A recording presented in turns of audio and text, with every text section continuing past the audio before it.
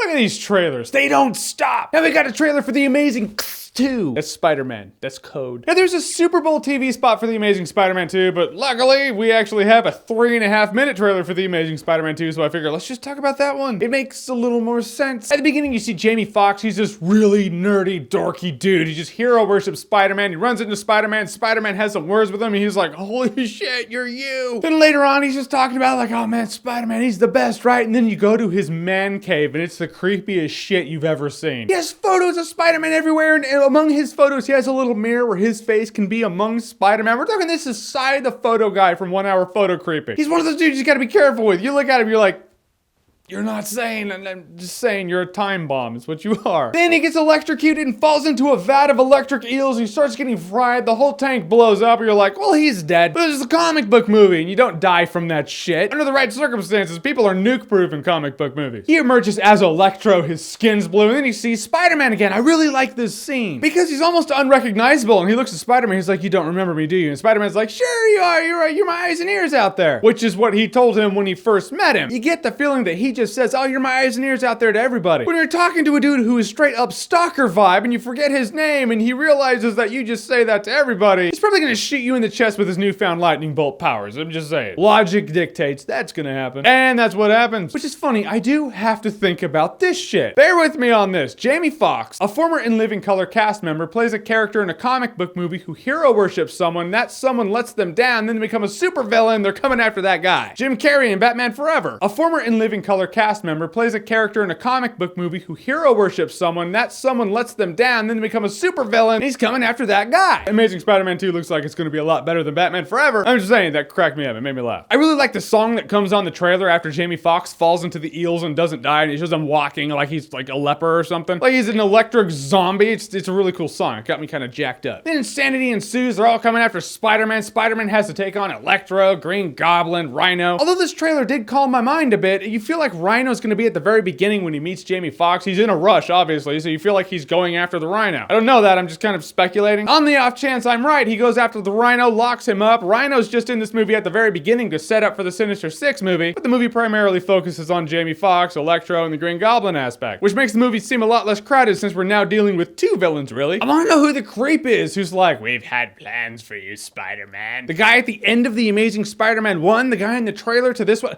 who is he? I know who the actor is. He's that guy who looks like creepy Van Damme. If you know, don't tell me. I don't actually want to know. I'm throwing that out there. I'm thinking out loud. Don't spoil the movie, even if I ask for it. Don't do that. In this trailer, Peter Parker is feeling really good. He's like, you know what I love about being Spider-Man? Everything. He's got a new suit and shit. Everyone's chanting, Spidey, Spidey. It's like Arsenio Hall. They're all like, hoo, hoo, hoo, hoo. I hope they touch on the premise that is that old phrase, is that we build our heroes up so we can tear them down. I want to see Spider-Man feel that good so we can just drop and lose everything. Everyone's like, screw that asshole. I don't know why they would when he's trying to take out an electric man that clearly blows up Times Square. I'm just saying, do you see that in the trailer? They blow up Times Square. I was like, is that a nightmare Peter Parker's having, or did they actually just suffer 9/11 part 2? I don't know. That's what trailers are for. That's why we speculate. The Amazing Spider-Man 2 I'm actually really jacked for. If they play their cards right, it could be a good setup for a Sinister Six movie and not be overcrowded like Spider-Man 3. So The Amazing Spider-Man 2, have you seen the trailer and what did you think about it? Whatever you thought, comment below, let me know. And as always, if you like what you've seen here and you want to see more, click right here to see more.